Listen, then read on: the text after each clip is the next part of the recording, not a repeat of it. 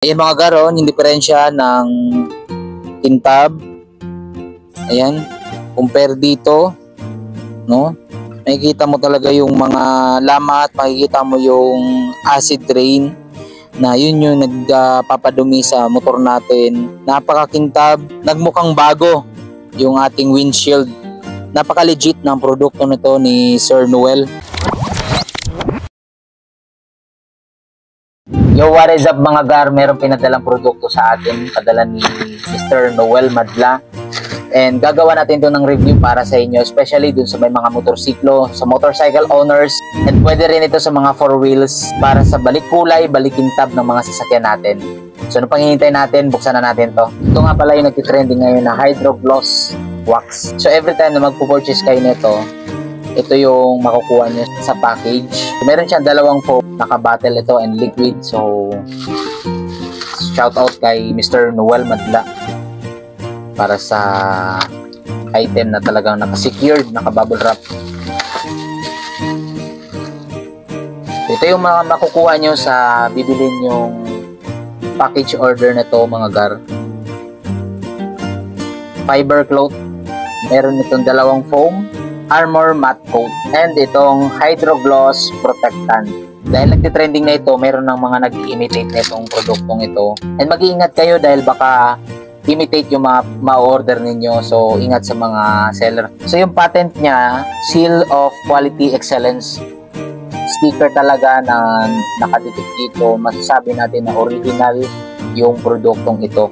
And itong matte coat, nakapatent din niya nakaseal din niya ng quality of excellence. At syempre, para makabili ng legit na produkto at hindi imitate, click nyo lang yung yellow basket sa baba para makakuha ng original product na kagaya nito. So syempre, gagawa natin ito ng review kung gaano ka-effective itong Hydro Gloss Wax na ito. Kasama itong Armor Matte Coat. Gagamitin natin ito kay RV at makikita natin mamaya kung gaano ka-effective itong produktong ito. And i-flex natin kung gaano ba nito mako-flawless si RV. So let's go! So ito na guys, nandito na tayo sa location and i-apply na natin itong Armor Matte Coat at Hydro Gloss Protectant kay RV. So nandito tayo sa magandang location para makita natin kung gaano ka pintab ang magagawa nito kay RV. Kahapon winash natin itong si RV pero yan, may mga stain and meron pa rin mga lamat na hindi nakukuha ng washing lang. Maliliit na gasgas.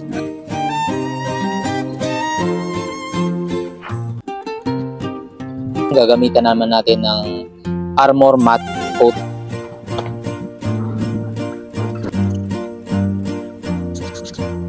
After natin malagyan ng Hydro Gloss Protectant, ito naman sinunod natin yung Armor Matte Coat. And makikita nyo naman yung diferensya ng hindi nalagyan sa nalagyan at talagang kumintab naman yung fairings natin. So para mas makita nyo po, yung headlight naman yung ating lalagyan. Yung kabila ay iiwan natin ng assist lang and dito sa area na to ay dito tayo maglalagay. So yan.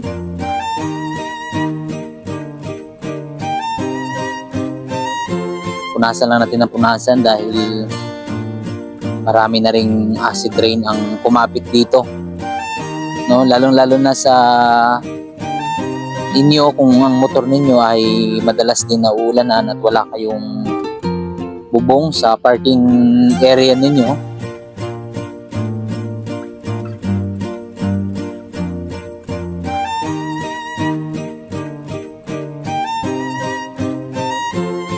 So, yun pong tipirin. Lagyan natin para matanggal talaga yung mga acid rain na nakadikit. Para mas makita natin yung resulta. Tapos, i-buffing lang natin, punasan lang natin, kuskusin lang natin. Para yung acid rain, yung mga lamat ay matanggal natin. Mga gar, so napaka-amazing nitong produktong ito. Ito yung nalagyan natin at ito naman yung hindi. So, compare natin yung diferensya ng nalagyan at sa hindi.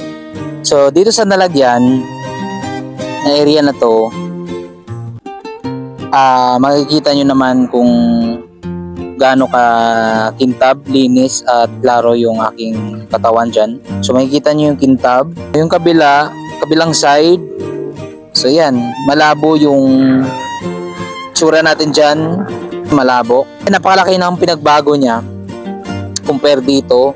Sobrang labo, and ito yung kintab dito sa area na to, na which is talagang na balik kulay, balik kintab ulit.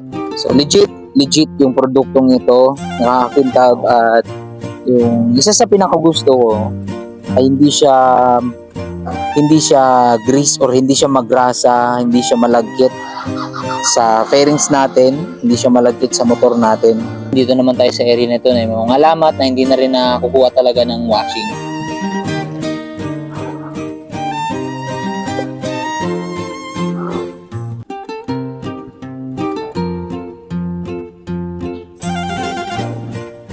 Ayan, makikita nyo. Ito yung area na nalalagyan, and makikita nyo napaka-shine niya. Napaka-shine, balik kintab ulit, balik kulay ulit. And ito naman yung hindi. Makikita nyo yung lamat, makikita nyo yung stain, acid rain, ito. So, napaka-effective ng product. Siyempre, lalagyan naman natin yung buong body nito. Yung top box natin na talagang bakas na bakas yung acid rain.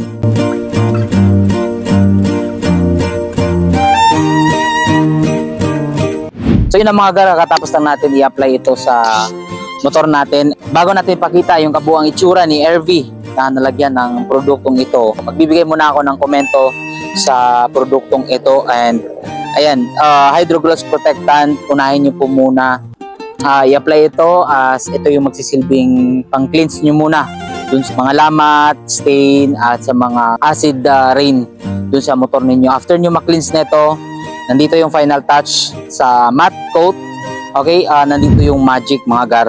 So try nyo to, and nakapackage na rin. At para maka-avail kayo ng original product at hindi imitate, i-click nyo lang yung yellow basket. At bago mag-check out, huwag kalimutang mag-follow for more products review.